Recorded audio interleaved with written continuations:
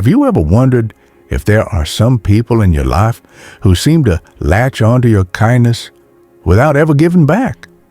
As we grow older, our time, energy, and emotional peace are our most precious assets. We're not meant to hand them out freely, especially not to those who only take. Today, we're exploring 5 types of people you should no longer allow into your inner circle if you truly want to protect your peace and happiness. In our later years, kindness shouldn't be a trap. It's about preserving your strength, nurturing your well-being, and surrounding yourself with those who uplift you. Let's discover who these individuals are, why their presence is draining, and how you can reclaim control over your emotional space. 1. The over-dependent helper. Imagine someone who always reaches out with a need, a favor, an errand, or a last-minute ask, but never seems to offer anything in return. Meet Karen, a friendly face in your neighborhood who, over the years, has come to rely on your time for everything from borrowing tools to unexpected rides. At first, you might brush off these small requests as everyday favors, but gradually you notice that Karen's calls always come when you're busy, and she never checks in on you or offers help when you might need it. This person is the over-dependent helper.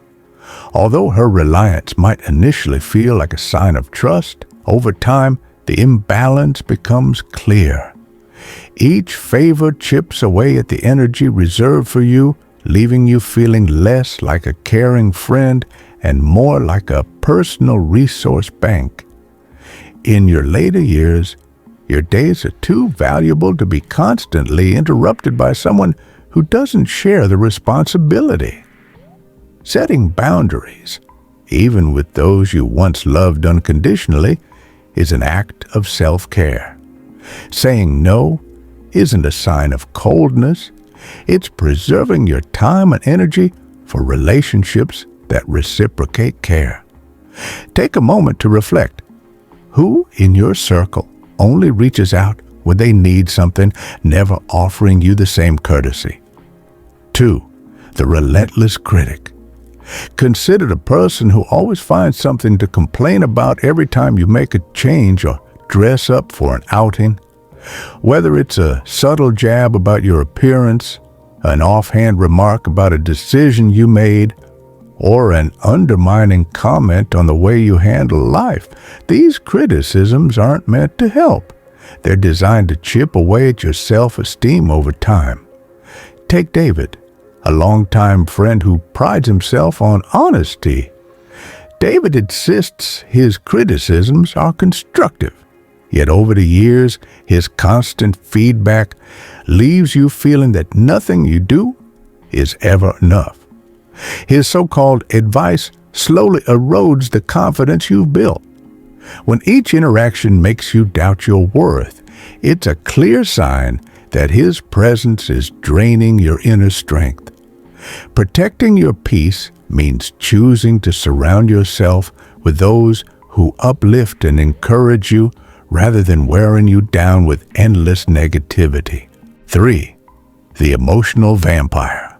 Next, we have the emotional vampire. This is someone who drains your energy with every interaction, often using guilt as a tool to get what they want. They may appear charming and well-meaning at first, but soon you notice that their kindness carries hidden strings. Consider Samira. Whenever she needs a favor, she effortlessly twists the conversation to make you feel responsible for her well-being. "I guess I'm the only one who will help," she might say. Her words are designed to make you question whether your reluctance is selfish, and before you know it, you find yourself apologizing repeatedly, even when you have a valid reason for saying no. The tactics of the emotional vampire are subtle yet destructive. Protect your peace by recognizing when empathy is being exploited. You deserve to live free of guilt trips and emotional blackmail, with boundaries as strong as your compassion. 4. The hidden competitor. Now consider the hidden competitor, someone who disguises themselves as a friend but secretly sees your success as a threat. On the surface, they seem to celebrate your accomplishments, yet behind closed doors their support is intermingled with quiet comparisons. Think of Marcus. You've celebrated his milestones in the past, and he has done the same for you. However, his congratulations often come with a but, a remark that suggests you got lucky or that his struggles outweigh your wins. Instead of genuinely celebrating your achievements, his comments act like a scoreboard, measuring every success against his own insecurities. In your later years, you deserve to bask in your own light without feeling the need to compete. It's okay to step back from relationships that aren't built on genuine support and to surround yourself with people who truly celebrate your victories. 5. The passive-aggressive pessimist. Finally, let's examine the passive-aggressive pessimist. This person rarely confronts you directly. Instead, they use subtle digs, sarcasm, and underhanded remarks to chip away at your confidence. Their disagreements are veiled as jokes or concerns, planting seeds of doubt with every interaction. Meet Elaine. Whenever you seek her opinion or share your accomplishments, she responds with remarks that seem supportive yet leave you feeling diminished. "It's so brave how you handle everything on your own," she might say, a comment that drips with insinuation. Over time, these remarks accumulate, chipping away at your self-worth and making you second-guess every decision. Passive-aggressive behavior is dangerous precisely because it remains so subtle. When every conversation leaves you feeling less confident, it's a signal to create space and seek out relationships filled with genuine positivity. Final thoughts and call to action. Now that we've identified the 5 types, the overdependent helper, the relentless critic, the emotional vampire, the hidden competitor, and the passive-aggressive pessimist, it's time for some reflection.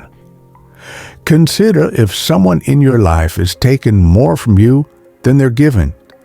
Has your time, energy, and peace been compromised by those who don't truly have your best interests at heart? Remember, protecting your peace isn't about losing kindness. It's about investing it wisely. Your later years are not for fixing everyone else's problems. They are for nurturing yourself and embracing relationships that reciprocate love and support. Sometimes, the most powerful act of self-care is having the courage to say enough and to walk away from those who drain you.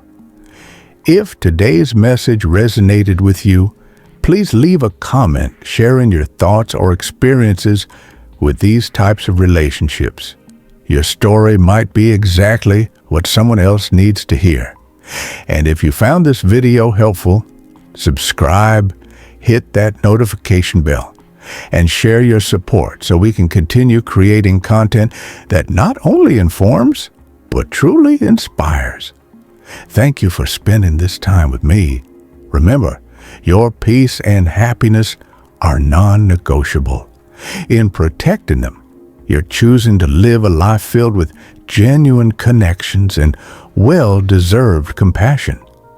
Let's start this new chapter strong together.